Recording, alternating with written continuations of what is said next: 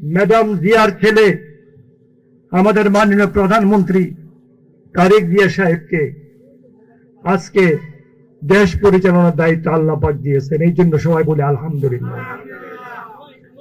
এবং ওনার জন্য খাস করে দোয়া করবেন, আল্লাহ পাক যেন ওনাকে হেফাজত করেন, আল্লাহ যেন সমস্ত ষড়যন্ত্র থেকে হেফাজত করেন। ওনাকে যদি আল্লাহ হেফাজত করেন তাহলে বাংলাদেশের হেফাজত হবে। ভাইয়েরা আমার, আজকের এই বই মেলা এমন একটি বই মেলা, যে বই পড়লে আমরা কোরআন হাদিসের বিষয়ে জানতে পারবো, যে বই পড়লে আমরা আল্লাহ কি বলেছেন, আল্লাহ রাসূল সাল্লাল্লাহু আলাইহি ওয়াসাল্লাম কি বলেছেন তা জানতে পারবো, তাই না ভাইয়েরা আমার?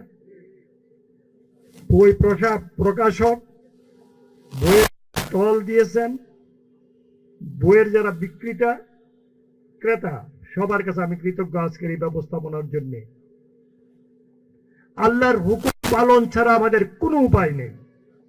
আল্লাহর হুকুম পালন ছাড়া পৃথিবীতে শান্তি আসতে পারে না এবং আসা সম্ভব নয়।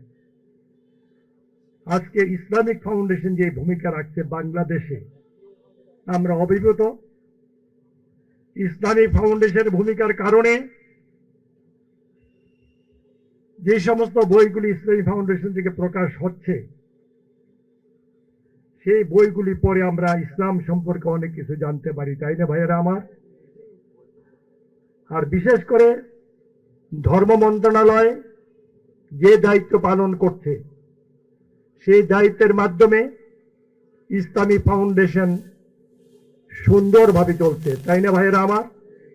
তবে অতীতে যারা উচ্ছৃঙ্খলতা করেছে, অন্যায় করেছে, অপরাধ করেছে, জুলুম করেছে, অবিচার করেছে, তাদের সম্পর্কে ব্যবস্থা অবশ্যই নিতে হবে।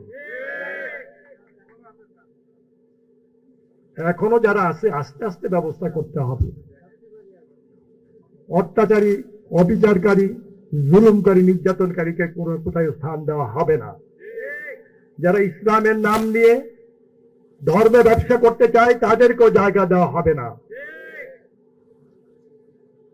আপনাদের কাছে আমি অনুরোধ রাখতে চাই, আপনারা এবং আমি সহ আমরা যেন আল্লাহর হুকুম অনুযায়ী চলি। আমরা কোরআনকে বুঝতে হবে, কোরআনকে আল্লাহ পাক কোরআনে কি বলেছেন তা জানতে হবে। না জানলে আমরা কিভাবে আল্লাহর হুকুম মানব? ভাইয়েরা আমার, সময় অল্প, আমার আরো অনেক প্রোগ্রাম আছে, আমার অনেক কিছু বলার ছিল। আমি আপনাদেরকে ধন্যবাদ দেওয়ার মতো ভাষা আমার নাই। বিশেষ করে আমার সাংবাদিক ভাইয়েরা এই রোজার মাসে এই কষ্ট করে রোজা থেকে এখানে উপস্থিত হয়েছেন,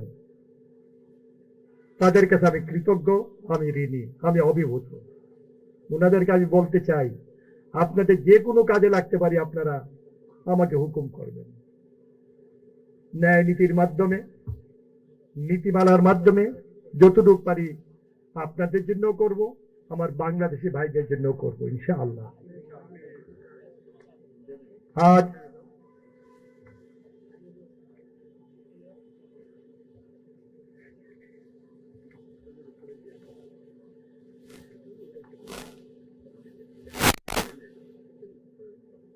আমি আশা করি এই বছর ইসলামী বইমেলা অত্যন্ত সার্থক ও সাফল্যমণ্ডিত হবে।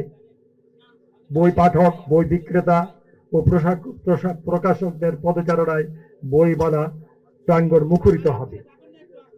আমি মেলার সাফল্য কামনা করে আমার বক্তব্য শেষ করছি। ইসলামী বইমেলা 2026 শুভ উদ্বোধনী ঘোষণা করছি।